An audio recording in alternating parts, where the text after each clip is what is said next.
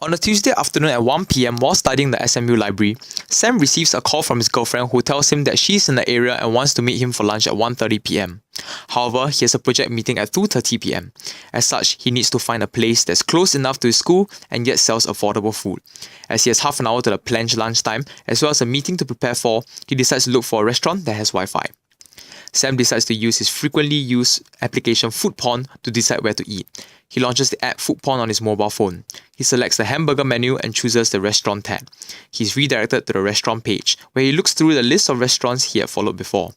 Sam chooses to see all of his restaurants on a map by selecting the map view icon, and realizes that they're all too far away.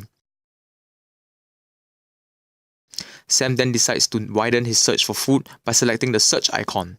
He's redirected to the search page and decides to select relevant filters to narrow the restaurants down to find a place that sells food priced approximately below $20, located within approximately 2 kilometers, has Wi-Fi as well as food that he had liked before.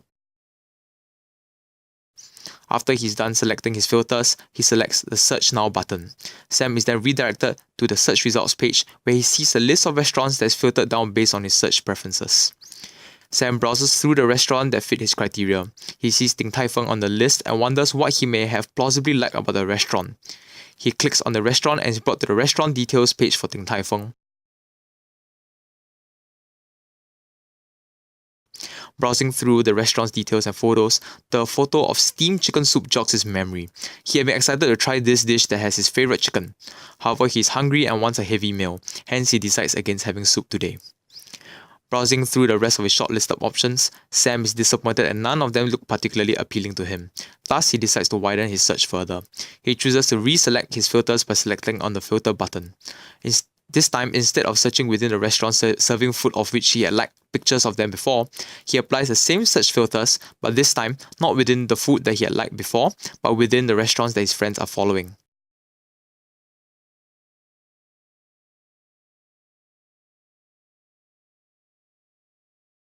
After he's done selecting his filters, he selects the Apply Filters button. Sam is then redirected to the results page where he sees a list of restaurants that's filtered down based on his search preferences. Sam sees 6 different restaurant listings. He's unsure about which option to pick. He selects the Can't Decide button and a model with different images of food items from his filtered down restaurants appear. He starts narrowing down the list by screening the images of food from these restaurants by liking or disliking the images.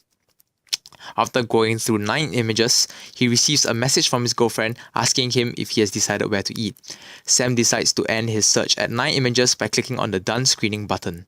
As soon as he does, the list of restaurants on Sam's results page is now re-ranked by his preferences, according to his choices earlier.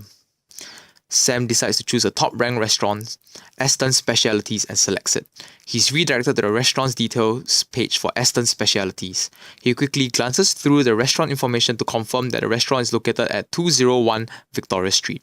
He fires off a reply to his girlfriend, informing her of the restaurant location before heading towards the restaurant.